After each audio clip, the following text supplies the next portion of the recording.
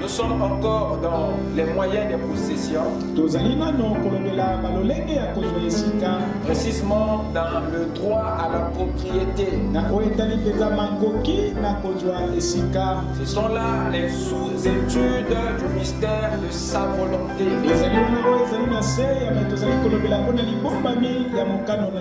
Et notre attention ce soir va se concentrer sur les principes de la richesse.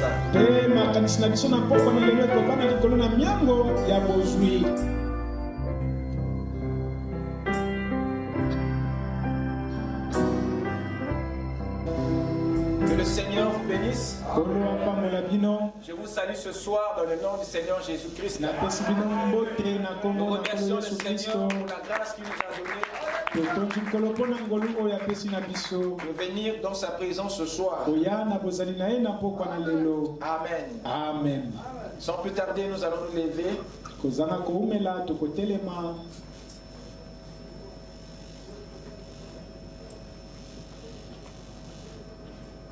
Ouvrons nos Bibles dans le livre de Psaume, chapitre 119, le verset 59. Psaume 119.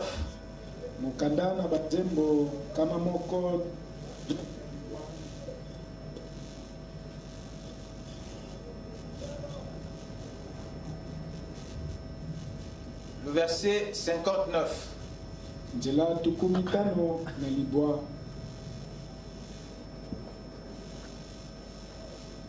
Psaume 119.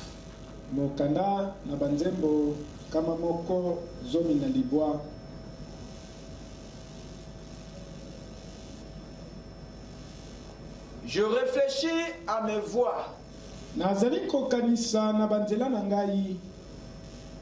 et je dirige mes pieds vers tes préceptes. Amen. Amen. Inclinons nos têtes pour la prière.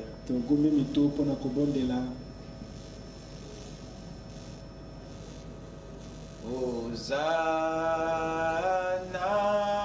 oh, béni soit le rocher de mon salut. Hosanna. Béni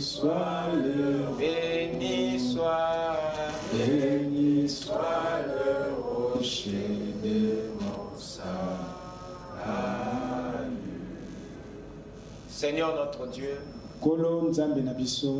nos cœurs te louent et te remercient pour l'appel que tu nous as donné cet après-midi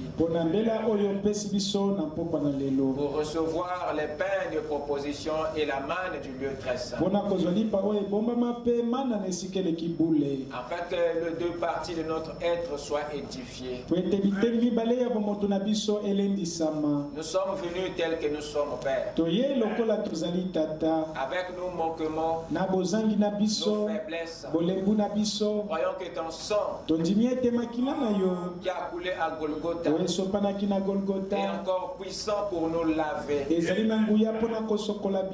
l'intérieur jusqu'à l'extérieur. Et personne d'ici, Père, ne repartira tel qu'il est venu. Tu répandras ton esprit en nous et tu changeras la vie de chacun comme tu avais changé l'eau en vin. Nous abandonnons, Seigneur, nos vies à toi. Toi qui as fait le corps, tu le guériras de toutes ces maladies. Et toi qui as fait l'âme, tu le rempliras de ton image. Viens, Seigneur, nous parler ce soir. Viens nous ouvrir l'entendement, afin que ta sémence trouve sa place dans nos cœurs. Et que, Seigneur, nous puissions, Père, marcher en harmonie avec toi. Nous nous recommandons à toi. Souviens-toi des nécessiteux qui le sont partout sur la terre. Et que ta main, Seigneur, puisse intervenir dans la situation de tout le monde.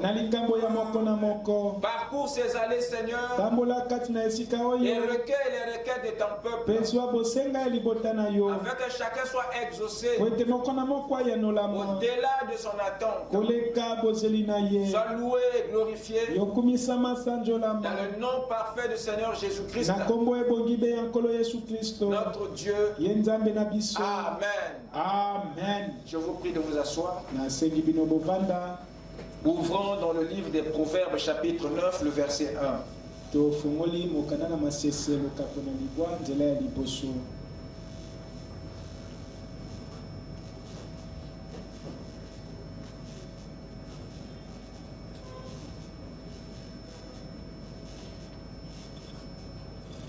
Proverbe 9, verset 1. La sagesse a bâti sa maison. Elle a taillé ses 7 colonnes. La sagesse a bâti sa maison. Elle a taillé ses 7 colonnes. Amen. Amen. Que le Seigneur bénisse sa parole dans nos âmes. Nous allons par la grâce du Seigneur commenter ses écritures. Nous sommes encore dans les moyens de possession, précisément dans le droit à la propriété. Ce sont là les sous-études du mystère de sa volonté. Et notre attention ce soir va se concentrer sur les principes de la richesse. Les principes de la richesse. J'aimerais vous dire ce soir que la richesse n'est pas un concept païen. Parce que beaucoup sont allergiques à ces mots à cause de l'héritage de la religion en eux. Parce qu'il y a des choses que le diable a diabolisées. Il y a des choses que la religion a diabolisées afin d'éloigner les enfants de Dieu de leur héritage. Sans pourtant faire la part des choses. Mon frère Madame dit que le faux dollar ne peut pas exister s'il n'y a pas un vrai quelque part. Le faux et le vrai, tous les deux sont des dollars. Le faux et le vrai, tous les deux sont des dollars. Mais il y a un dollar qui est de l'extrémité négative. Et un autre qui est de l'extrémité positive. Mais cette distinction, la religion ne l'a pas fait. Parce que son but était de nous éloigner de notre propriété. De nous désintéresser à ce qui vous revient de droit. Et il a amené à ce que le monde voie le faux dans ce qui est vrai. Et il a attribué ça à Satan. Et il a montré que celui qui est spirituel ne peut pas s'intéresser et ne doit pas avoir. Et nous avons cru ça et établi la chose comme étant le code de la spiritualité. Le code de la simplicité. La vertu de l'humilité. Et Dieu au ciel est scandalisé lorsqu'il nous entend dire certaines prières. Donc la richesse n'est pas un concept mondain. N'est pas un mot mondain. Mais c'est un concept du royaume. Vous trouverez ce mot dans toute votre Bible. De la Genèse à l'Apocalypse. Même la ville pyramidale. La Bible dit qu'elle repose sur 12 fondements. Et sur chaque fondement, vous trouverez des perles. Des diamants, des chrysolites, des topazes. Juste pour vous dire, juste pour vous montrer combien votre royaume est riche. Amen. Nous avons parlé dernièrement de quelque chose de très important. Nous avons ici Salomon qui nous parle de la sagesse. Qui a fait quoi? Qui a bâti sa maison. Salomon ne parle pas de lui ici, s'il vous plaît. Il nous parle ici de l'intelligence, de la sagesse que Dieu avait mis en lui. Lorsqu'il dit que la sagesse a bâti sa maison, Salomon ne parle pas de lui. Mais il parle de cette intelligence que Dieu avait mis en lui. Il parle des réalisations de cette intelligence en lui. Salomon évite de s'attribuer personnellement la gloire liée à la construction. Il évite de s'approprier le mérite qui revient à Christ, la sagesse en lui. En disant que la sagesse a bâti sa maison, Salomon vous invite à faire une différence entre lui et l'intelligence qui est en lui. Il parle de cette intelligence. Il parle de cette mentalité. Il parle de cette science. Il parle de cet être qui était en lui sous forme d'intelligence. Et c'est lui dont il parle ici. Et c'est lui. Quelqu'un peut dire amen. Salomon était un homme. Mais la sagesse qui était dans cet homme était divine. C'était une intelligence divine. C'était une science supérieure. Et c'est lui. Et c'est elle. Cette sagesse qui a bâti, qui a travaillé, qui a réalisé au travers de Salomon. Voilà pourquoi Salomon parle en indiquant la chose qui a travaillé, l'entité qui a agi. C'est la sagesse qui a bâti. C'est pas Salomon. C'est la sagesse qui a bâti. C'est la sagesse qui a taillé. Et la sagesse avait un tabernacle. ezalaki na mongombo moko. Et tous ceux qui croient disent Amen. Amen.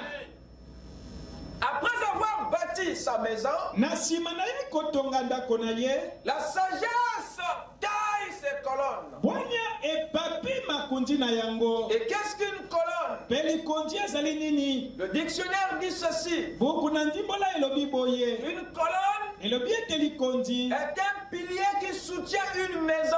ezali mwa nzete moko ezali kopesa simbisi na ndako. Voilà ce que nous dit le dictionnaire. Tala oyo dictionnaire elobi na biso. Une colonne, Likondi c'est un pilier qui soutient un édifice. ezali nzete ezali kopesa simbisi na ndako. La sagesse taille ici Bwana ezali kopapa wana les piliers qui soutenaient sa propre maison. makonzi ezali kopesa simbisi na ndako na ye moko. C'est les piliers de sa maison ezali nde makonzi ya ndako na ye moko. que la sagesse taille. nde bwanya ezali kopapa. Ce n'est pas qu'elle les place. ezali te ete ye ezali kotia Ce yango. n'est pas qu'elle Amen. les fixe. ezali te ye ezali kotia yango. Non, la sagesse taille bwanya ezali kopapa les colonnes qu'elle avait déjà fixées, makonzi oyo ye esi atiaki liboso. placées atiaki liboso lors de la construction. na ntango azalaki kotonga. Car c'est sur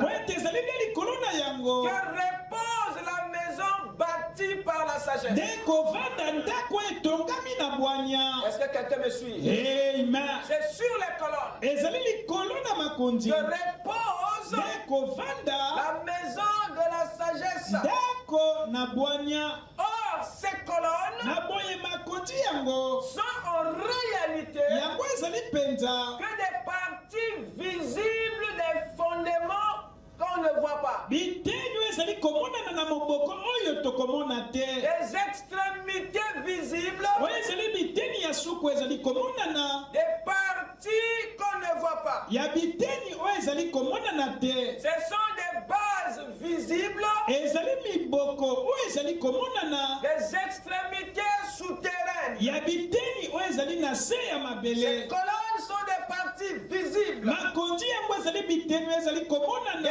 fondements, ezali miboko des bases ya miboko qu'on ne voit pas à l'œil. oyo tokomona te na miso. Amen. Amen. Amen. Amen. Donc la maison de la sagesse na boye ndako na bwanya reposait sur les colonnes. yango evandaki likolo na makonzi. Et ces colonnes mpe makonzi yango qui soutiennent la maison oyo ezali kopesa simbisi na sont des ndako. parties visibles, ezali biteni ezali komonana. des fondements qu'on ne voit pas. ya miboko oyo tokomona te. Ce sont des extrémités ezali biteni ezali likolo qui tirent leur source oyo ezali kozwa eutelo na yango des bases, kati na miboko. des fondements kati na miboko cachés, oyo ebombami invisibles. oyo ekomonana te. Quelqu'un peut dire Amen. Amen. La maison assure la stabilité aux sages. ndako ezali kopesa mpenza evandeli malamu na moto na Mais bwania. les colonnes, elles, kasi makonzi yango assurent la longévité à la maison. ezali kosala ete ndako eumela ntango molai. Et si ces colonnes sont brisées,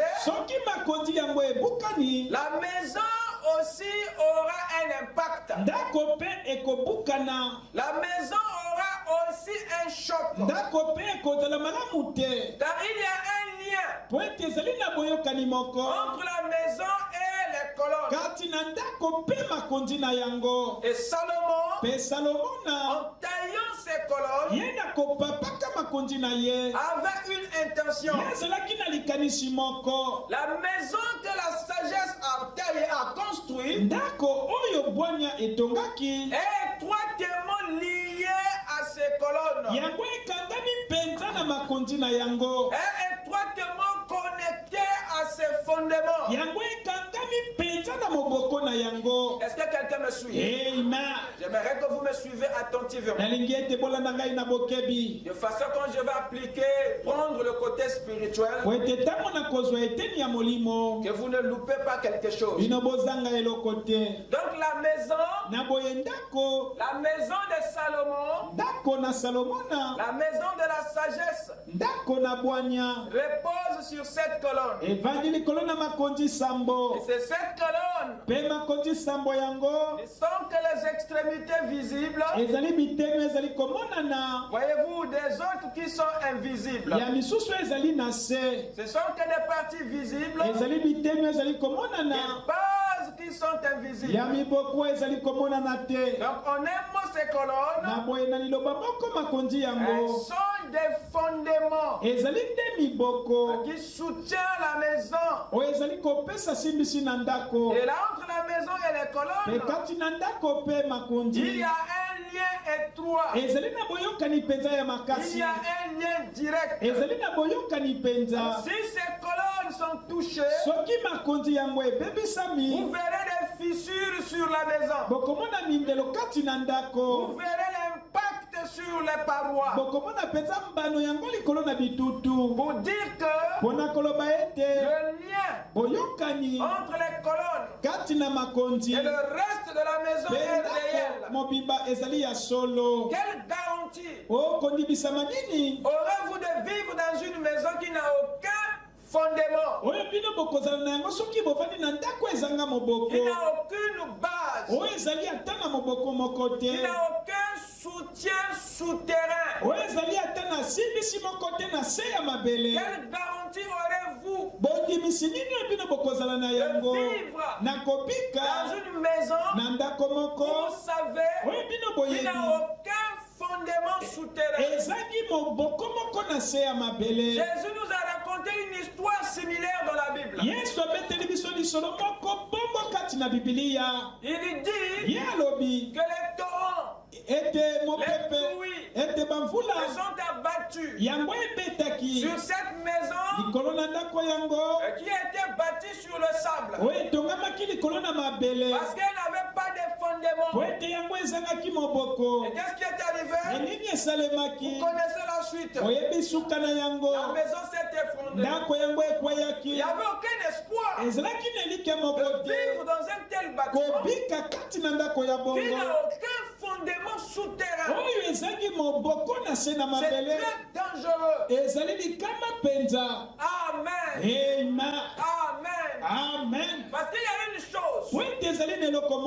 La maison peut vous assurer la sécurité. Peut vous procurer la stabilité. À vous qui habitez. Elle peut vous donner du repos. La maison procure la stabilité. Pourquoi?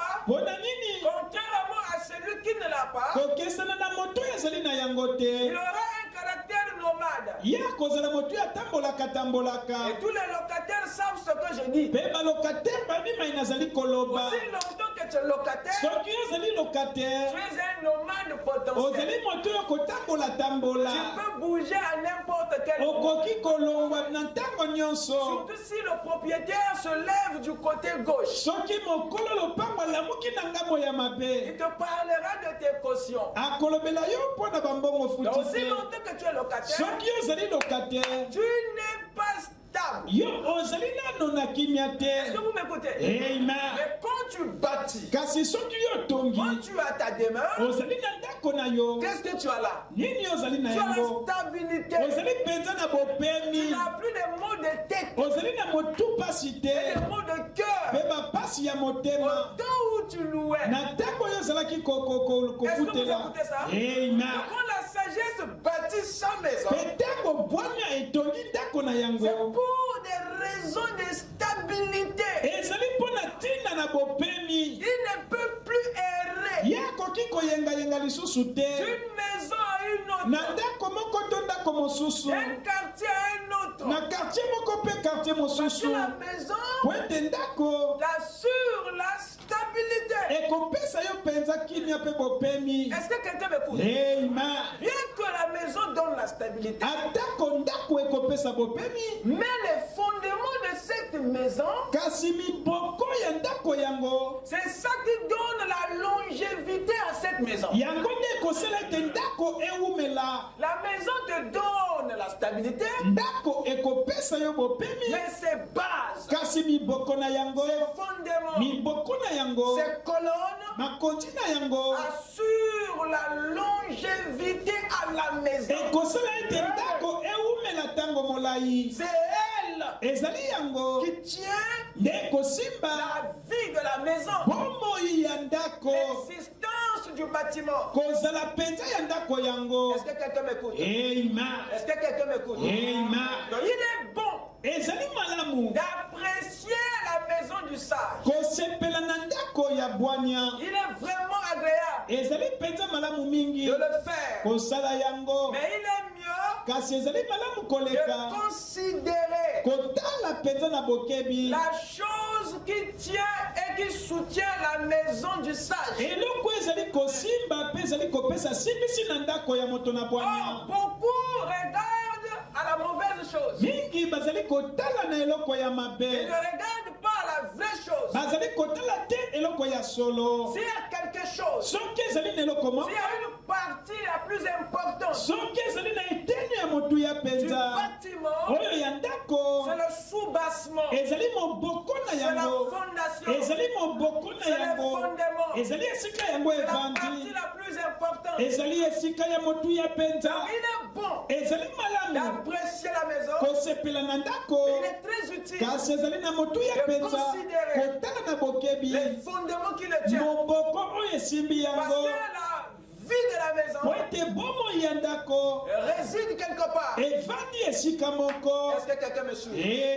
Or, beaucoup ne s'intéressent même pas aux colonnes, ne s'intéressent pas aux fondements, ils s'intéressent plutôt à l'extérieur. Alors que la clé de la longévité est sur les fondements. D'ailleurs, c'est pour cela que la sagesse avait taillé les colonnes. C'est dans ces buts qu'il avait taillé les colonnes pour des raisons de visibilité, pour attirer l'attention des gens sur ce qui tient la maison. Il taille les figures, il sculpte les images sur les colonnes afin d'attirer notre attention sur elle et non sur la maison. Parce qu'il voulait que les gens se renseignent au sujet de ce qui tient la maison. Donc les colonnes étaient décorées intentionnellement pour détourner l'attention des gens sur la maison. Parce que la sagesse veut que vous découvrez le secret de la longévité de la maison. Mais ce n'est pas en regardant la maison que vous saurez ça, mais c'est en considérant les sous-bassements. Mais il sait que l'homme a un vilain comportement. Il est attiré par le tape à l'œil. Il est attiré par le big picture. Alors comment je vais faire pour attirer votre attention sur l'essentiel? Je suis obligé de faire un travail sur les colonnes afin qu'ils soient remarquables à distance, afin que vous vous concentrez sur le secret de la longévité et non sur la beauté de la chose. Est-ce que quelqu'un m'écoute? C'est ainsi qu'il décore les colonnes. C'est ainsi qu'il travaille sur elles afin d'attirer attirer, de porter notre attention sur la partie la plus importante de la maison. Bien que la maison soit préférable, à cause du repos de la stabilité qu'elle procure, mais c'est les bases, c'est les colonnes, les piliers qui lui viennent sa longévité, sa résistance vient de ce qui la soutient. Quelqu'un peut dire Amen. Nous avons dit que la sagesse renvoie à l'intelligence. La sagesse renvoie à l'intelligence. La maison renvoie à la richesse. Les colonnes renvoient au principe. Retenez cela. Voilà l'application que nous avons fait dernièrement. La sagesse renvoie à l'intelligence. La maison renvoie à la richesse, c'est-à-dire à la propriété. Les colonnes renvoient au principe, c'est-à-dire aux lois. Une richesse bâtie par l'intelligence repose toujours sur les principes. Et les principes ont été exposés, révélés, écrits dans les zodiaques, dans la pyramide, dans la nature et dans les livres pour attirer notre attention à la chose vitale, à celle qui tient la richesse du sage. La richesse est certes le fruit de l'intelligence, mais sa pérennité, sa longévité, son existence, sa continuité, sa croissance, son développement dans le temps et dans l'espace, c'est l'œuvre des principes. Cela vient des principes. Est-ce que quelqu'un m'écoute? Il est vrai que la richesse procure une stabilité acquis au sage, à celui qui la détient.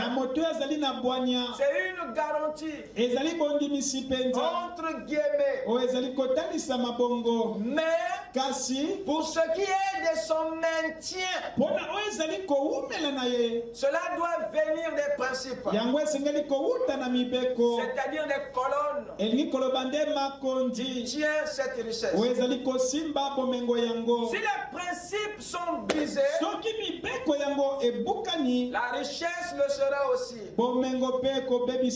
Parce qu'il y a un lien entre la richesse et ses principes. La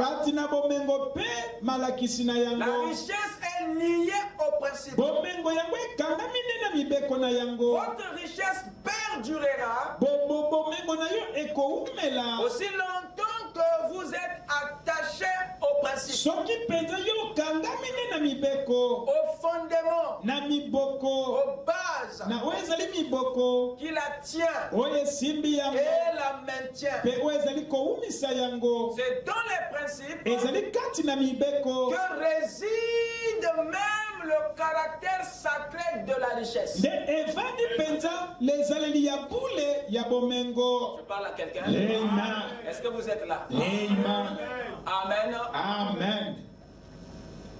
Qu'est-ce que nous devions apprécier? La richesse ou ses principes? Il est bon d'apprécier la richesse. Mais il est mieux de découvrir la chose qui la tient. C'est pour cette raison que Dieu a exposé les principes de la richesse dans les zodiaques, dans la pyramide, dans le livre.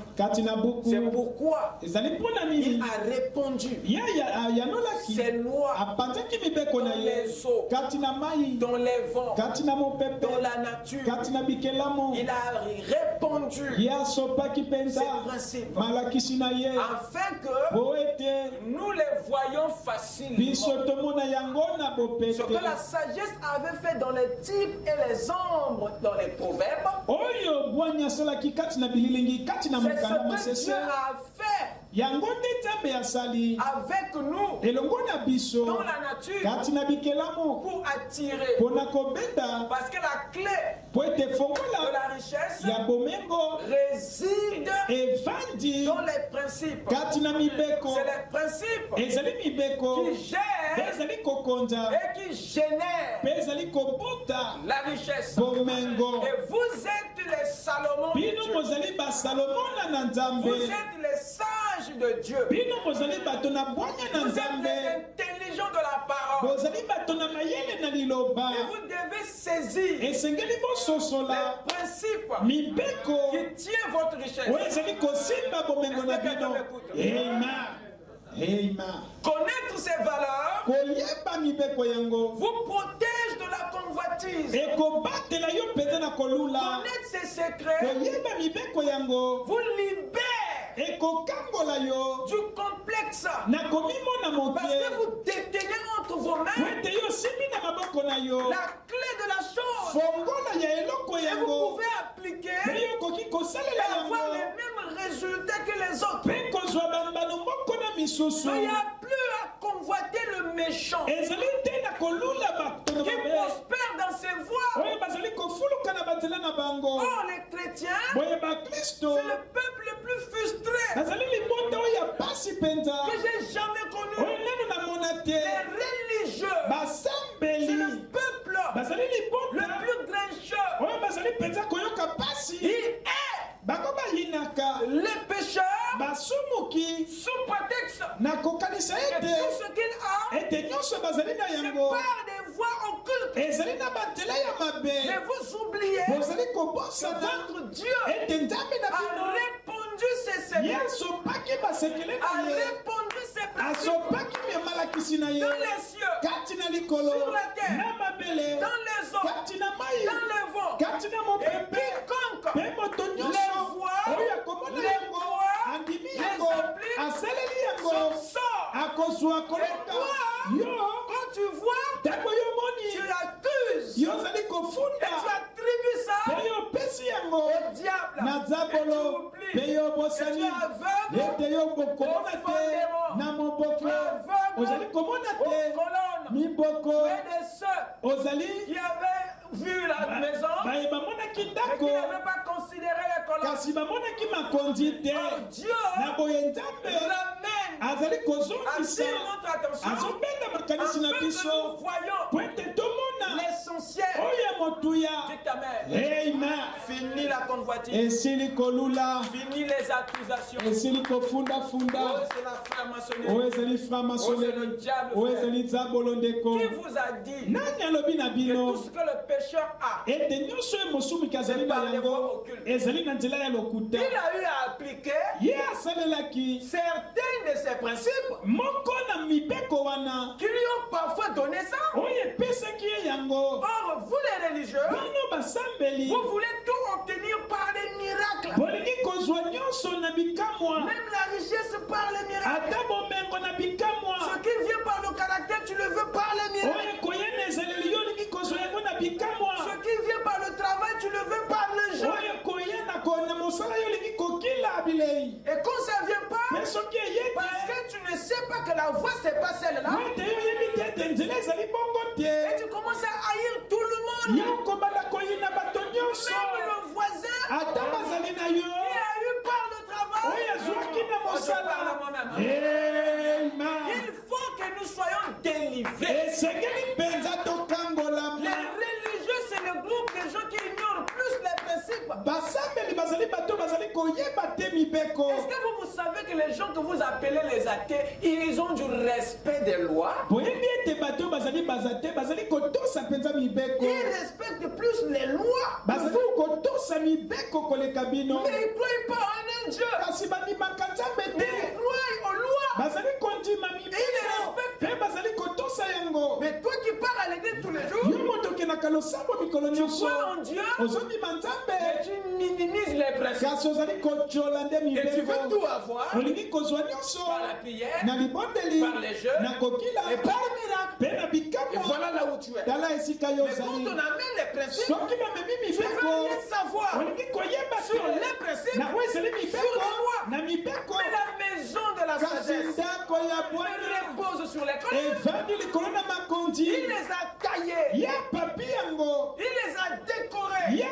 C'est pour que tu les vois et que tu te rapproches et que tu considères toutes les colonnes de la gauche vers la droite, que tu puisses les regarder minutieusement,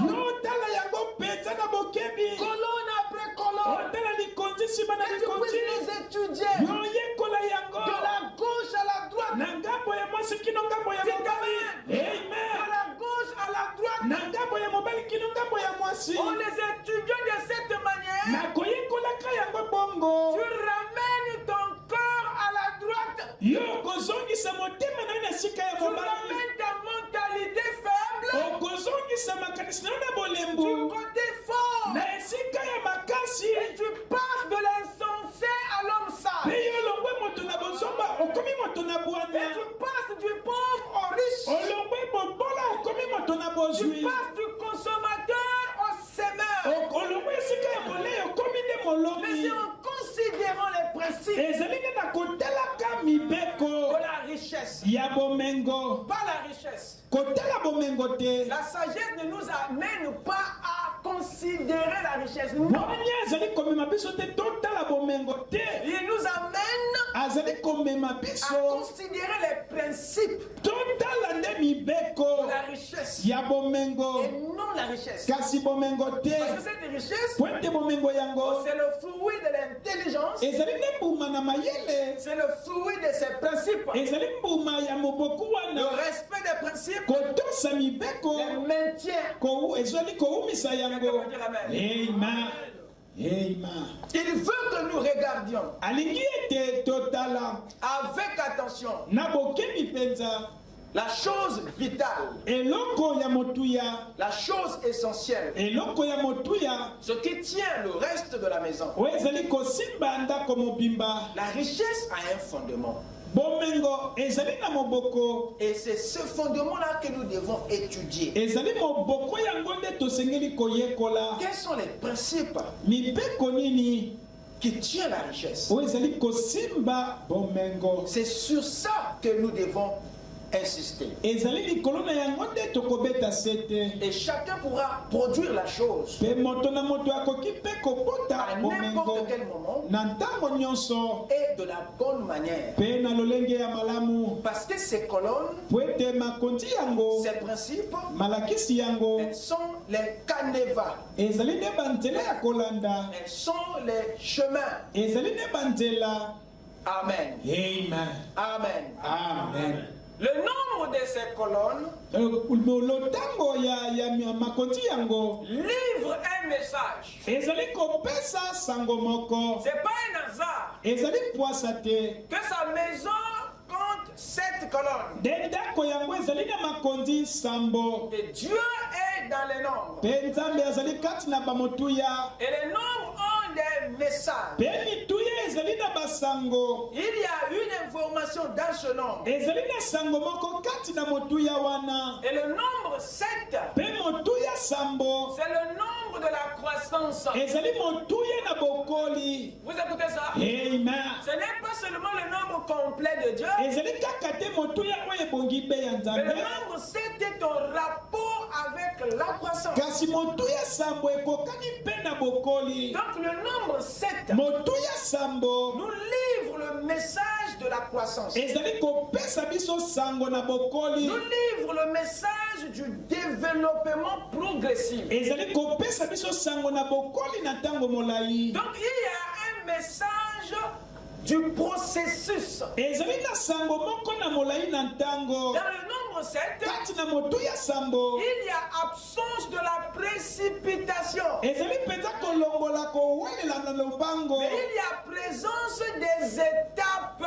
Ezali nde na kozalisama na bitapi ya kolanda. Parce que la croissance ne se fait qu'en étape. Poete kokola ekosalema nde kaka na bitapi. Vous écoutez ça? Amen. Est-ce que vous écoutez ça? Amen. Vous n'avez jamais vu un enfant qui naît bébé aujourd'hui, demain c'est un adulte. Vous allez fuir. Mwana oya botami lelo lobi akomi mokolo bokokima. Cette croissance Kokola wana se fait en étape ekosalema na biteni pour ne pas scandaliser. Pona kompetisa bato libaku te. Je parle à quelqu'un. Amen. Voilà pourquoi Tala pona nini il y a le nombre 7. ezali na moto ya sambo. Le madame dit ndeko bana malobi à chaque 7 ans na mibu sambo nyonso il y a un changement. ezali na mbongwa na Parce moko. que c'est le cycle. Pointe ezali ne molai na ntango oyo ezali kokola. Est-ce que quelqu'un me comprend? Amen. Donc les 7 colonnes boye makundi sambo évoquent la progression, ezali kotalisa kokola, évoquent la croissance, ezali kotalisa kokenda liboso, évoquent le développement ezali kotalisa kofuluka dans un ordre progressif, na molongo moko na molai na ntango, sans raccourci et détour, kozanga kolanda banzela ya mikuse ni précipitation. tokowelela na lobango te. Nous avons ici une richesse tozali wana na bomengo moko accumulée dans un processus de 7 étapes. oyo ezwami kati na kolanda biteni sambo Pour dire que le sage mpona koloba ete moto na bwanya ne court pas. ye akokima mbango En te ce qui concerne la richesse, na oyo etali bomengo le Fils de Dieu ne court pas, mwana na nzambe akokima te mais il marche kasi ye akotambola dans une démarche na kolanda mololenge moko ordonnée, oyo esengeli numérique. oyo esengeli. Vous écoutez ça? Amen. Il n'y a aucune précipitation ezali na kowelela te pour celui qui a la sagesse. mpona moto oyo azali na bwanya. Son attention repose sur le respect des étapes. makanisi na ye evandi likolo na kotosa mibeko. Raison pour laquelle le sage yango ntina nini bwanya est stable. ye avandi kimia. Il sait ye ayebi au fur et à mesure ete na molai na ntango qu'il accomplit un pas, ye azali il kotambola y a quelque chose qui lui est donné. ezali na eloko kopesamela ye. Est-ce que quelqu'un m'écoute? Amen. Est-ce que vous êtes avec moi? Amen.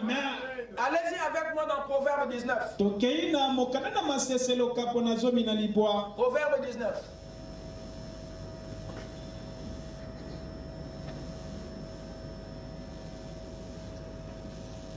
Proverbe 19, le verset 2. na nzela na mibale. Le manque de science n'est pas bon pour personne. kozanga mayele ezali malamu te mpo na moto moko. Vous écoutez ça? Amen. Donc même pour celui qui est idiot, c'est pas bon qu'il manque l'intelligence. ata mpo na moto oyo azali zoba ezali malamu te ye azanga mayele. Quand il dit que le manque de science n'est pas bon pour personne, soki alobi ete kozanga mayele ezali malamu te mpo na moto, ça veut dire même pour le pécheur, ata mpo na mosumuki c'est pas bon ezali malamu qu'il te manque l'intelligence. ete ye azanga bwanya. Même pour le juste, ata mpo na moyengebene c'est pas bon. ezali malamu te. Même pour le diable, ata mpo na nzambolo c'est pas bon. ezali malamu Il te. dit le manque alobi de kozanga science bwanya n'est pas bon pour personne. ezali malamu te mpo na moto, N'est bon pour personne. ezali malamu te mpo na Si moto. tous avaient cette science, soki banso bazalaki na bwanya je yango, pense que même le diable ata kozambolo ne causera plus de tort à quelqu'un. akosala mabe na moto te. Et le manque de science alobi kozanga bwanya n'est bon pour personne. ezali malamu te mpo na Et moto, celui qui précipite ses pas tombe dans le péché. mpe moto oyo Celui qui fait quoi? Qui précipite ses pas. Il tombe dans le péché. Le conseil ici c'est quoi? Il ne faut pas courir. Ne cours pas. Ne sois pas pressé. C'est le message. Vous écoutez ça? Amen. Amen. Allez-y dans Proverbe 21. Proverbe 21. Rapidement. Proverbe 21, versets 5 à 6. Lisez avec moi. Les projets de l'homme diligent. Un homme diligent, c'est un homme actif. Voilà. Pragmatique. Un homme diligent, c'est un homme travailleur. Les projets de l'homme diligent ne mènent qu'à l'abondance. Écoutez, mais celui qui agit avec précipitation n'arrive qu'à la 17.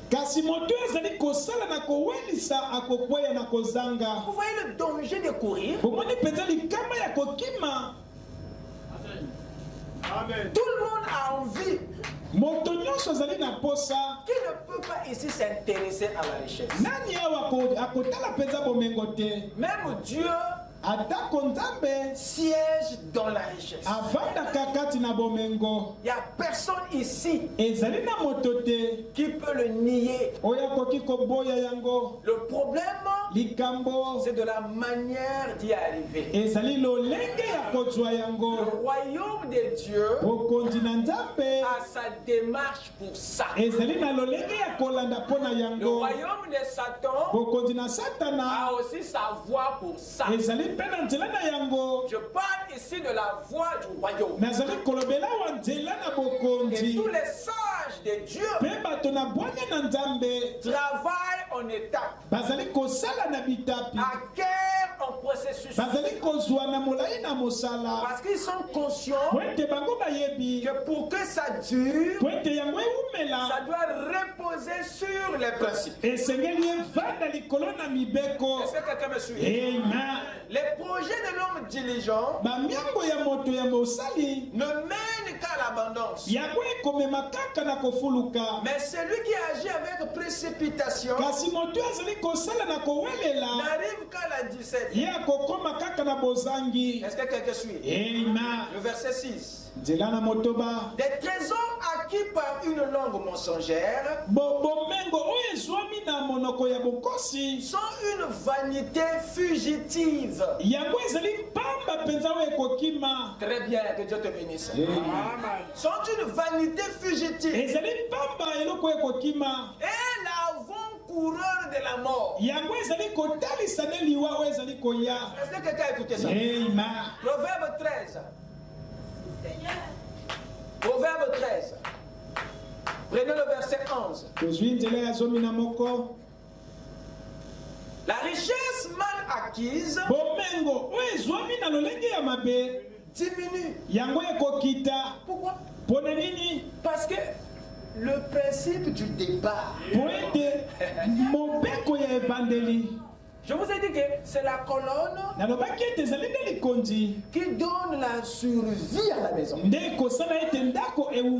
Donc, si le poteau est fragile, si le poteau n'est pas bon, la maison aura des fissures. Tu ne pourras pas retenir la maison. Du moment où le poteau qui tient est déjà foutu,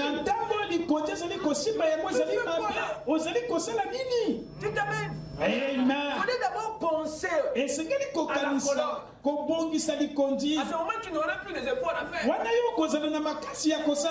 n'allais pas être là en train de soutenir la qualité de raccommoder des choses.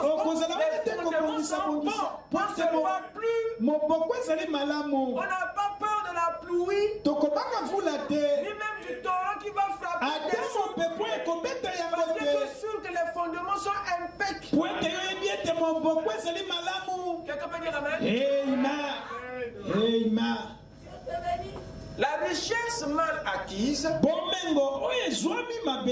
diminue. Mais celui qui amasse peu à peu,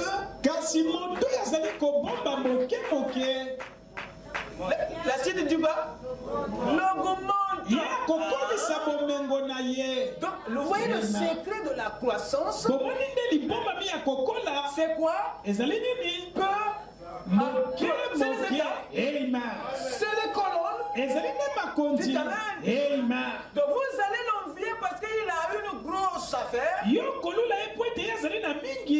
regardez le chemin qu'il a pris. Quelqu'un va t'envier. Mais il ne sait pas par où tu es passé pour arriver là. Vous écoutez ça? Amen. Il y a une écriture dans la Bible. Si je peux trouver ça pour vous.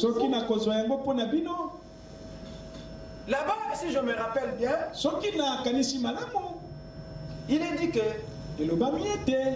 la voix de l'homme est devant lui,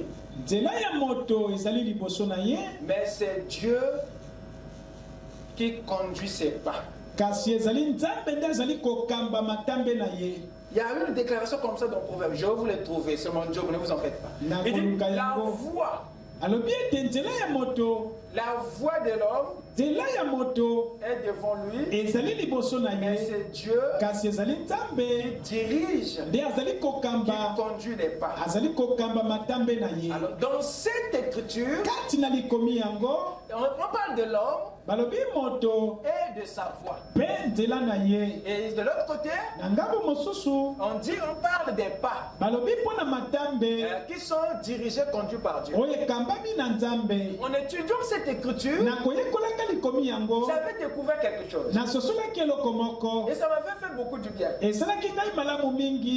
ici, on parle de l'homme qui a en face de lui sa voix. Et la voix là peut être assimilée à la vision. Mais chacun de vous a sa vision. Chacun de nous a son but. Chacun de nous a son objectif. Vous voyez ça? Amen. Maintenant, derrière chaque objectif, derrière chaque vision, derrière chaque but, il faut qu'il y ait un plan. Le plan, c'est comment atteindre. Et quand il dit ici, chacun est devant sa voie, mais c'est Dieu qui dirige les pas. Ça veut dire que le comment atteindre, c'est entre les mains de Dieu. Je prends un exemple. Joseph avait eu la vision du trône. Il s'est vu gouverneur. Ça, c'était sa vision. Je dois régner. Je dois être une autorité. Je dois être infirmier. Je dois être médecin. Je dois être ceci. Je dois être cela. Ça, c'est ta voix. Ça, c'est ta vision. Mais comment y atteindre? C'est entre les mains de Dieu. Il s'agit ici du processus. Le processus, c'est les étapes qui amènent au but. Mais Joseph ne savait pas. Il avait la vision, mais il n'avait pas le processus. Il ne savait pas que pour atteindre ça, il faut être haï, il faut être jeté dans le trou, il faut aller en prison, il faut être accusé faussement. C'était ça les chemins. Et c'est Dieu qui dirigeait les pas de Joseph dans la prison, dans les trous. C'était ça le processus. Pour arriver là. Dieu ne te le révélera pas. Parce que si te le montre, tu ne vas plus aimer ce que tu as vu. Ça, c'est un saut. Que tu avances. Abraham ne savait pas. Que là où il partait, c'était un désert. Parce que la Chaldée était un endroit fertile.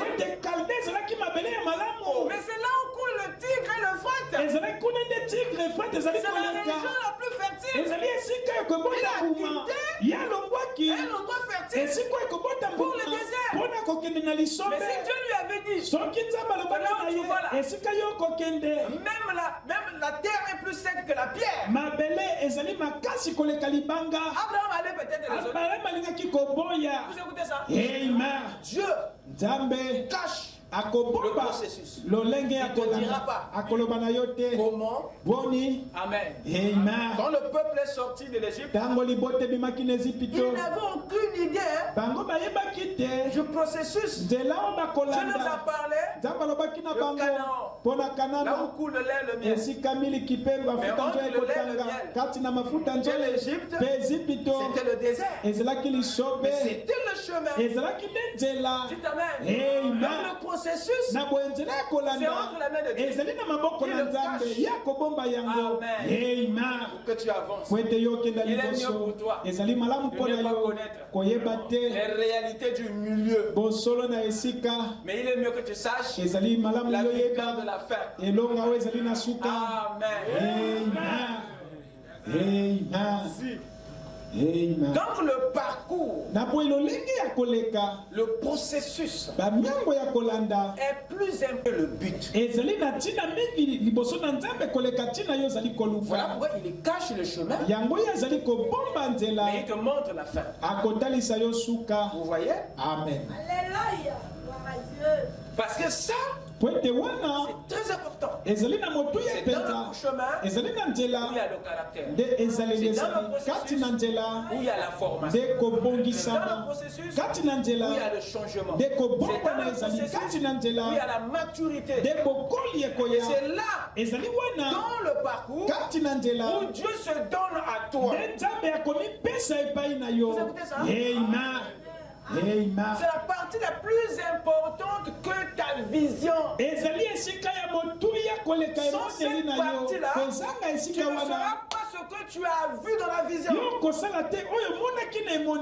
Amen.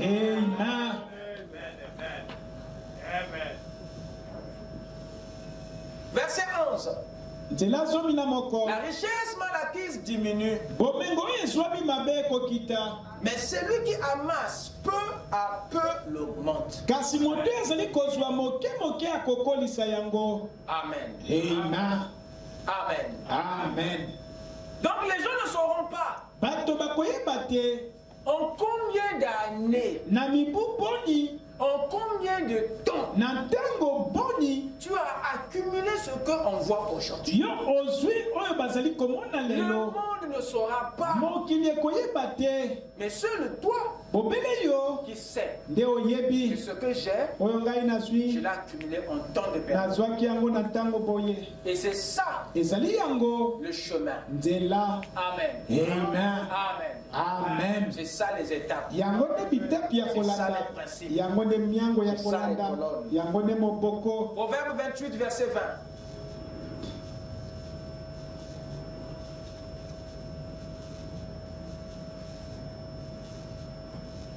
Le verset 20 dit ceci.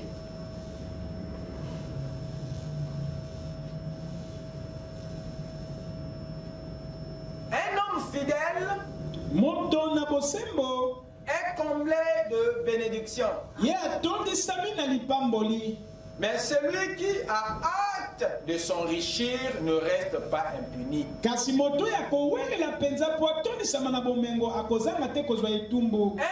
homme fidèle est comblé de bénédictions. À quoi cet homme est-il fidèle pour qu'il soit comblé de bénédictions?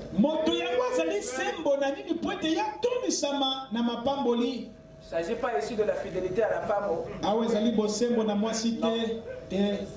Non. Il est comblé de bénédictions pour avoir été fidèle, c'est-à-dire attaché aux lois, aux principes de la bénédiction. Vous écoutez ça? Amen. L'attachement, sa fidélité aux principes, le respect des lois. C'est ça qu'il a comblé. Quelqu'un peut dire amen? Amen. Un homme fidèle est comblé de bénédictions. Mais c'est lui qui a hâte de s'enrichir. Donc il a hâte. Dans cette précipitation-là, il prend des raccourcis. Et c'est là. Il n'est pas fidèle aux règles du jeu. Et à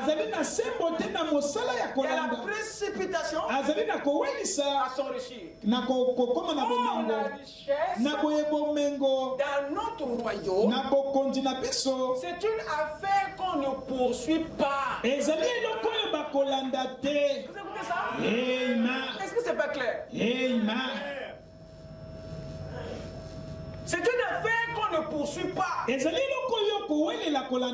En dehors des principes. Amen. Mais celui qui a hâte de s'enrichir ne reste pas impuni. Dites-moi. Qu'est-ce qui va le punir? Parce qu'il a hâte de s'enrichir. Dans ce moment, ça veut dire qu'il a brûlé le feu rouge. Celui qui a hâte de s'enrichir, il est pressé, ça veut dire qu'il a brûlé le feu. Mais on te donne une contravention pour avoir brisé une loi, non? Il dit celui qui a hâte de s'enrichir, il dit ne restera pas impuni. Ça veut dire qu'il a brûlé le feu. Il a brisé une loi. Amen. Prenez le verset 22, descendez juste en bas. Un homme envieux. N'appréciez-vous pas la parole? Amen.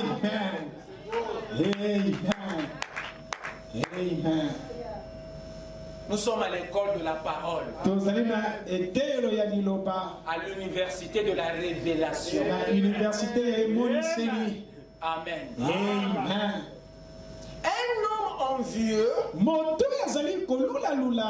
a hâte de s'enrichir.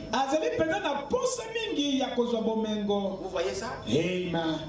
Ça, la Bible est en train de décrire un état de cœur qu'il ne faut pas avoir. Il est en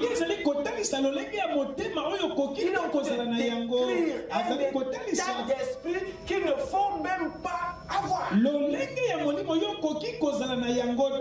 Donc les principes, les colonnes nous donnent un message de croissance normale. Et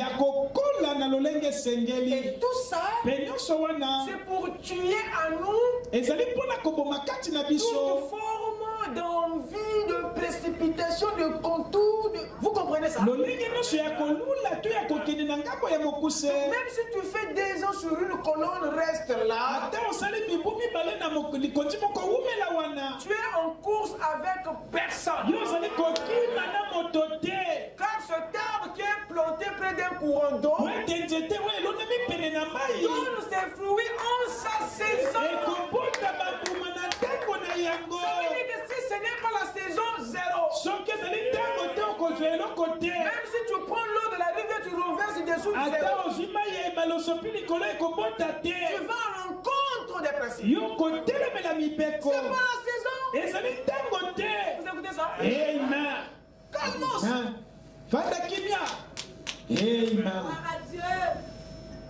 Un homme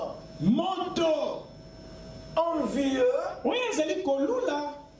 a hâte de s'enrichir. Il envie qui? Il a un problème. Ça veut dire qu'il se compare, cet homme-là se compare à quelqu'un d'autre. Vous êtes là? Amen.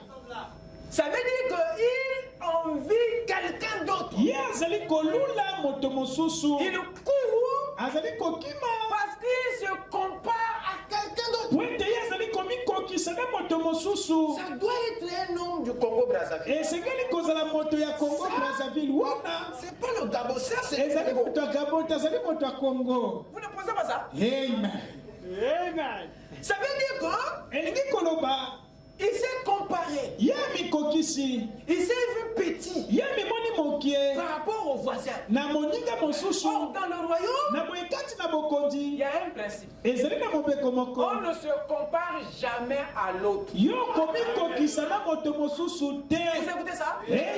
Dans le royaume de kati na Dieu, bokonzi na Nzambe. Michael ne peut pas se comparer à Gabriel. Mikael akomikokisa na Gabriel te. Vous écoutez ça? Amen. Un frère ndeko mobali ne peut pas se comparer à un autre. akomikokisa na mosusu te. Une sœur ndeko mwasi ne peut pas se comparer à une autre. akomikokisa na mosusu te. Dans le royaume, kati na on bokonzi ne se compare qu'à la parole. okomikokisa mopele na liloba. C'est quand même.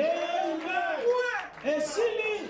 Amen. C'est la parole qui te dit ezali loba nde koloba na yo. si tu es bon ou pas. soki ozali malamu to C'est te. pas le frère. ezali ndeko mobali te. Il ou elle n'est pas ton étalon de mesure. C'est la parole ezali qui est loba ton étalon de mesure. C'est elle qui te dit où est-ce que tu es avec Dieu. yango nde koloba na yo esika yo ozali na Nzambe. Est-ce que quelqu'un m'écoute? Amen. C'est la parole ezali loba qui te dit nde koloba na yo si tu as. soki Si ozali tu n'as pas, soki ozali na yango c'est pas te ezali moto te. Tu t'amènes. Amen. On ne se compare pas. okomikokisa na moto te. Vous êtes des nombres premiers. yo ozali motu ya oyo ekobukana On ne te. les compare pas. bakomo bakokokisa yo Vous te. êtes tous les premiers-nés. bozali bana ya liboso. Celui qui a le Saint-Esprit ne se compare pas à un homme. moto ezali na molimo mosantu akomikokisa na moto te. Amen. Amen. Même lorsqu'on dit que non, un tel a réussi. ata soki balobi ete moto boye alongi Ma réussite, kolonga na ngai c'est pas par rapport à ton échec. ezali te na kokweyisama na yo. Ma réussite, c'est par rapport aux objectifs que la parole m'a fixés. kolonga na ngai ezali mpo na batina oyo liloba etie mpo na C'est ngai. par rapport à ces objectifs ezali na batina que wana je saurai si j'ai échoué, si j'ai vaincu. nde nakoyeba soki nalongi to Parce que nakweyisami. chacun de nous po ete moko na moko a des objectifs. azali na batina na Et ye. Dieu vous a assigné nzambe apesi des bino buts à atteindre. batina ya C'est en kokoka. fonction de tes buts ezali na personnels batina na yo moko que tu es un champion nde yo kolonga ou pas. to te. Pas par rapport à moi. ezali kokokana na Moi, ngai j'ai mon te. défi. ngai nazali na J'ai tina na mon ngai. combat. nazali na J'ai etumba na mes buts. ngai na C'est tina par na rapport ngai. à ces buts ezali na que Dieu batina m'a wana fixé oyo nzambe que atie je saurais ngai réussir nde nakolonga ou pas. to te. Amen. Amen. Pas par rapport à quelqu'un d'autre. ezali te kokokana na moto. Ne vous comparez jamais bomikokisaka te à qui que ce soit. na moto Son nyonso. miroir, c'est la parole. etaleli na yo ezali nde liloba. Est-ce que c'est clair? Amen. Amen. Un homme envieux moto oyo azali kolula a hâte de s'enrichir. azali na pose mingi ya kozwa bomengo. Comme l'autre a, lokola mosusu azali na moi je yango n'ai pas. ngai nazali na yango Il te. oublie abosani que l'autre a eu ete mosusu azwi avec le temps na ntango molai ou parfois to ntango mosusu ce n'est qu'un héritage de l'alliance. ezali libula na boyokani. Parfois ce n'est qu'un don. ezali mpe likabo. Vous écoutez ça? Amen. Mais il rentre dans une contestation. ye akoti na kotelemela. C'est lui qui a hâte. moto oyo azali na posa mingi ya kozwa bomengo. Un cœur envieux motema oyo ezali kolula a hâte de s'enrichir. ezali na posa mingi ya kozwa bomengo. Et il ne sait pas mpe ye ayebi te que la disette viendra sur lui. ete nzala ekoya epai na Mais ye. oui, Amen. dans la course, kati na kowelela on doit avoir koluka kozwa plus que l'autre. koleka Ou ce mosusu que l'autre a. to oyo mosusu azali na Va yango t'amener ekomema yo à aller signer un pacte avec le diable. yosala boyokani na zabolo. Je peux te pousser ekotinda yo à aller contracter une dette yokende kodefa que tu ne pourras jamais payer. ça peut t'introduire dans un créneau où tu ne pourras plus t'en sortir. Parce que tu voulais montrer de quel bois tu te chauffes. Parce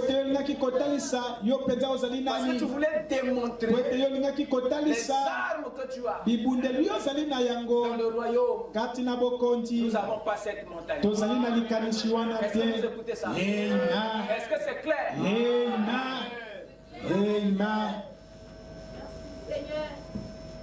Allez-y dans Acte 19.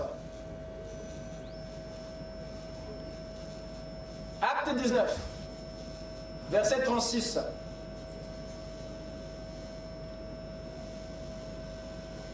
Oh, je dois arrêter, le temps est parti. Acte 19, verset 36.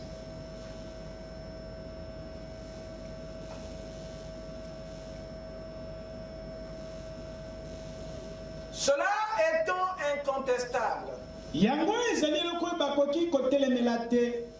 vous devez vous calmer. Vous écoutez ça? Cela étant incontestable, vous devez vous calmer avec précipitation.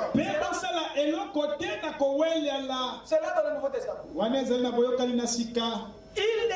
Cela étant incontestable, vous devez vous calmer et ne rien faire avec précipitation. Il en est de même pour la richesse. Il n'y a pas à le poursuivre avec précipitation. Alors qu'il y a des règles, des principes pour y arriver. Lisons Frère Branham dans la prédication investissement. Prêché en 1963. Et je l'ai ici en anglais. Je vais essayer de le traduire pour vous. Paragraphe 44. Il dit ceci. This get rich overnight. Il dit, cette affaire de devenir riche du jour au lendemain,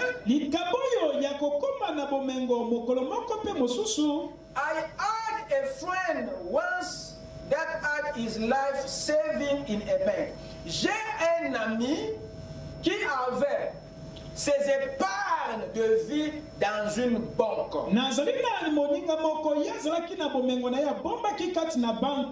Drawing a small interest.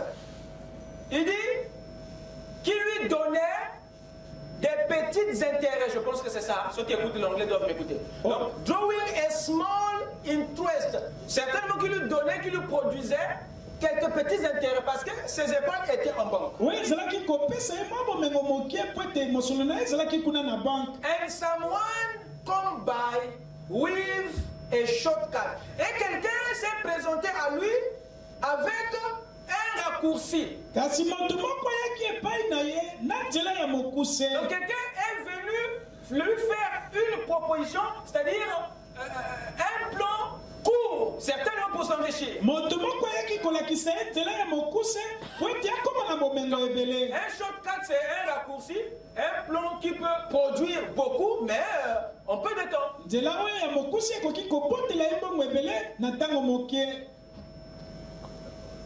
You know, we hear today of some many shortcuts de things. Il dit, nous écoutons aujourd'hui ce genre de raccourcis, ainsi de suite. The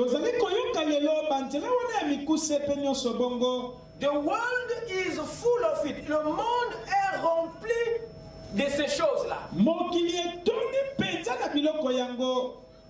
Des publicités. Dans les télévisions, des radios, des journaux. Amen. Et au paragraphe 49, il dit et get rich overnight. Il dit cette affaire de devenir riche du jour au lendemain. Vous investissez dans cela et la première chose, vous savez,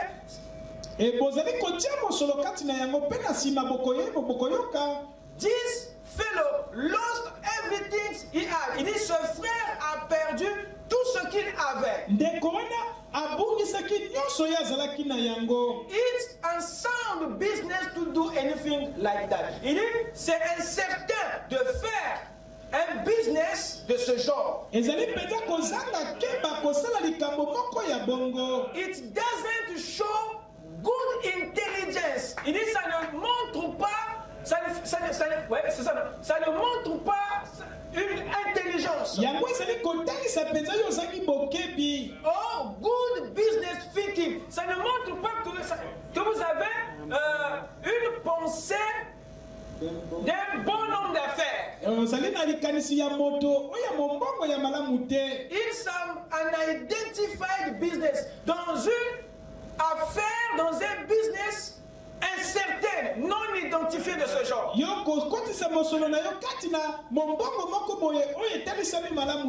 Donc vous saisissez la pensée ici, c'est quoi? Donc Frère Branham nous met en garde. Il dit que dans le monde, il y a beaucoup d'opportunités qui viennent à nous, qui viennent aux gens pour leur proposer des raccourcis, des business qui fait de vous un homme riche du jour au lendemain. Et il dit que j'ai un frère qui a perdu son argent parce qu'on lui avait vendu une telle opportunité. Et comme aussi avec la tentation de vite gagner, et on s'est retrouvé dans une affaire où on a tout perdu. Maintenant à l'origine c'est quoi? C'est la hâte de vite gagner, l'envie de s'enrichir. Voilà pourquoi on accepte un raccourci. Mais comme ça fait pas partie des principes, voilà pourquoi la fin est catastrophique.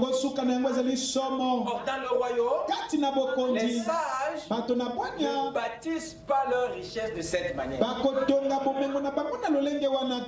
Notre richesse obéit aux 7 colonnes, au principe. Que le Seigneur vous bénisse.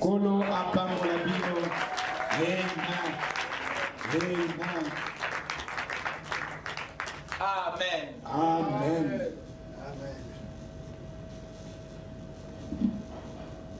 Le temps est parti.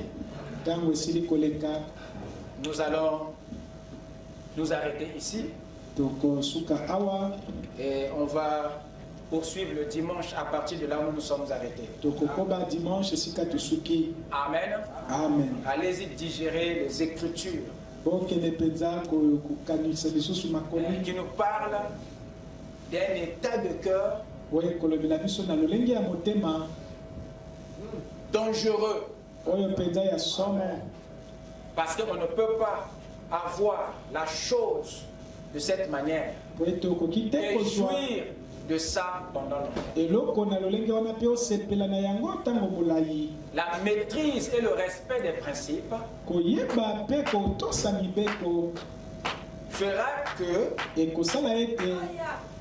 même si vous perdez, le choc ne sera pas mortel. Parce que tu es un être, tu sais comment te régénérer. C'est ça l'importance des principes. Celui qui sait pécher n'aura pas trop mal si le poisson repart dans le fleuve. C'est celui qui ne sait pas pécher. Il va pleurer toute la journée parce qu'il ne sait pas comment avoir un autre. Mais celui qui connaît le principe, même si en tirant comme ceci, le poisson retourne. Il sait comment faire pour le ramener. Le choc n'est pas pareil à celui qui ne sait pas pécher. Et celui qui connaît les principes de la richesse, même s'il est victime d'un pillage, même s'il est victime d'un vol, il sait comment avoir à nouveau. Voilà pourquoi ça dure. Cette richesse dure parce qu'elle devient une partie de vous. La maîtrise des principes. Vous écoutez ça? C'est vers là où nous allons. Tu peux refaire. La Bible dit Isaac, quand il a creusé le puits, les Amalécites sont venus. Ils se sont emparés. On lui a dit, ouvre la bouche et chante de force. Tu es chez toi ici. Tu viens faire un tour ici. Viens boire encore des Isaac était là. Isaac a battu il dit encore. Il dit, mais c'est moi qui ai creusé. C'est chez toi ici. Isaac, il a laissé. Il est parti creuser encore ailleurs. Je me rends compte que Isaac était un expert dans l'art de faire des forages. Vous savez, à cette époque-là, ce n'était pas des machines. Hein? Le Moyen-Orient, c'est un territoire rocailleux difficile pour creuser. C'est le désert, ça veut dire qu'il faut aller loin.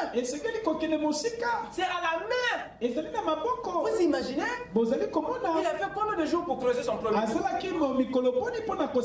Et les gens sont venus, se sont emparés. Et la Bible dit qu'il est parti ailleurs. Il a creusé notre puits. Les bandits sont encore venus. On a enterré ce trou-là. On a rempli de ça. Quand il vient comme ceci, le puits est rempli de ça. Il ne s'est pas arrêté. Il est allé encore. Il a fait notre. Il y a une chose. C'est que ceux qui remplissaient le puits d'Isaac étaient finis par se fatiguer. Tu sais, un long trou, c'est vrai, il est difficile pour le creuser. C'est pas aussi facile pour le remplir. Donc ces gens-là, pour remplir le puits d'Isaac, à la fin, ils avaient des courbatures partout. Et quand ils ont appris qu'Isaac a creusé, ils ont dit, oh,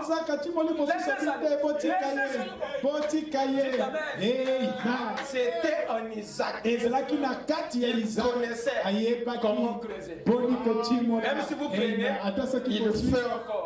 C'était en lui. Le secret du puits était en lui. Il avait le principe. Comment vous allez appauvrir celui qui connaît le principe de la richesse?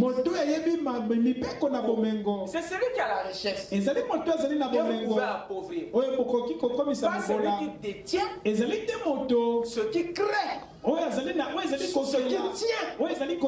ce qui maintient la richesse. Dites amen.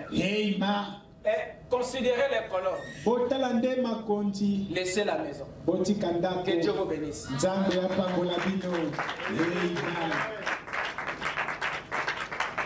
J'avais une question ici qui m'a été posée, j'avais oublié de le lire.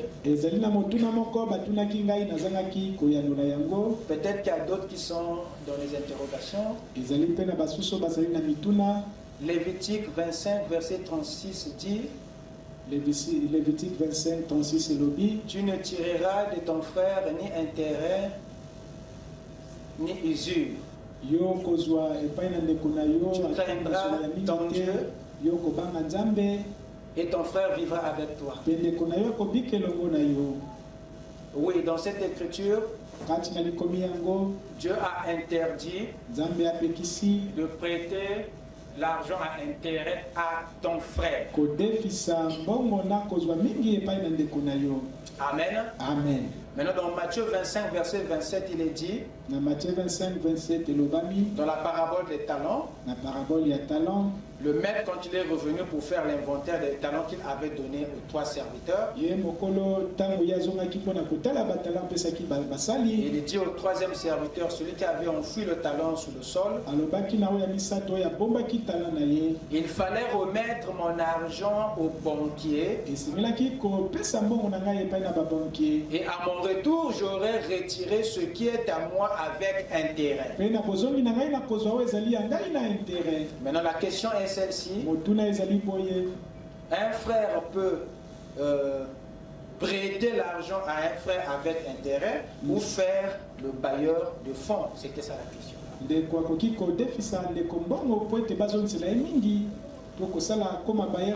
Une très bonne question. Un frère ou une soeur peut prêter. Il en a le droit. Il peut prêter ou pas. Mais en prêtant de l'argent à son frère qui est juif comme lui, à sa soeur qui est juif comme lui, c'est-à-dire un membre du corps, celui avec lequel tu rends le pain ensemble, le membre de la fraternité, le membre du corps de Christ. À celui-là, tu dois prêter, mais pas avec intérêt. Vous écoutez ça? Amen. Mais le banquier n'est pas ton frère. La banque, c'est un centre commercial. Vous écoutez ça? À lui, à la banque, c'est une autorité et c'est une entité morale, c'est ça, non? Amen. À lui, tu lui prêtes avec intérêt. Mais à ton frère, à ton frère, non. Tu lui prêtes et il te rend le même montant. Les intérêts, c'est Dieu qui va te les verser. Amen. Amen. Que Dieu vous bénisse. Allez dans sa paix. À nous revoir dimanche. Et à l'heure, s'il vous plaît. Amen. Frère Charel, lèvons-nous.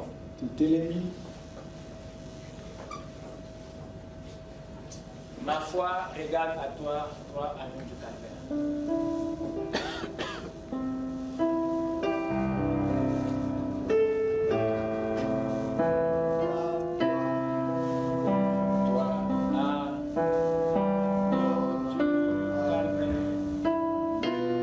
Aidez-moi. Je suis le seul à ne pas connaître ça.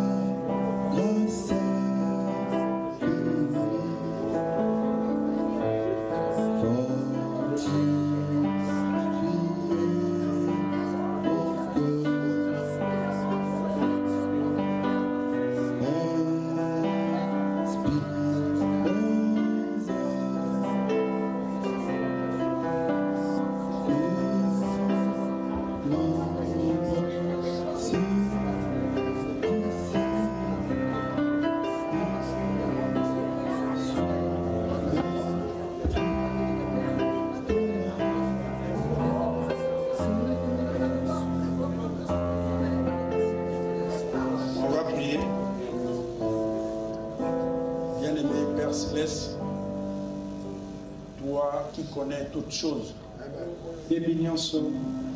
Toi qui es la parole faite chair. Toi qui as mené en existence ce qui n'existait pas. La terre était informe et vide. Et du chaos est sorti le jardin d'Éden. Nous sommes venus ce soir vide, Père. Mais tu as prononcé la parole ce soir. Laisse que la lumière puisse apparaître dans notre vie. Pour chasser le ténèbre de la nuit. Pour chasser le ténèbre du monde. Pour que la lumière puisse apparaître. Et que la lumière puisse être vue à travers le monde. Afin que ton nom soit loué. Tu as utilisé ton serviteur ce soir. Puissamment, Père. Tu connais, oh Dieu, les désirs de ton peuple. Laisse que tu puisses leur donner ce qu'ils ont besoin. Accorde-le, Père. Remplis encore, Dieu, ton serviteur. Donne-lui encore la puissance. Donne-lui encore la connaissance. Donne-lui la santé robuste. Afin qu'un jour, Seigneur, il puisse être encore utile, Seigneur. Afin que nous puissions bénéficier de ces grands dons que tu nous as donnés. Sois béni, sois glorifié à jamais. Reçois l'honneur et la louange. Pour le reste, nous remettons notre repas à la maison en tes saintes puissantes mains. Nous allons emprunter des trucs fabriqués par des mains d'hommes. Laisse que tu puisses nous protéger. Arriver dans nos maisons, Père. Nous puissions encore méditer ce que nous avons écouté ce soir. Afin que la lumière puisse apparaître. Pour le reste soit béni. Alors nous t'avons ici demandé. Et donc que ton épouse, voyons tes promesses. Au nom puissant de notre Seigneur Jésus-Christ. Nous avons ainsi prié. Amen. Amen.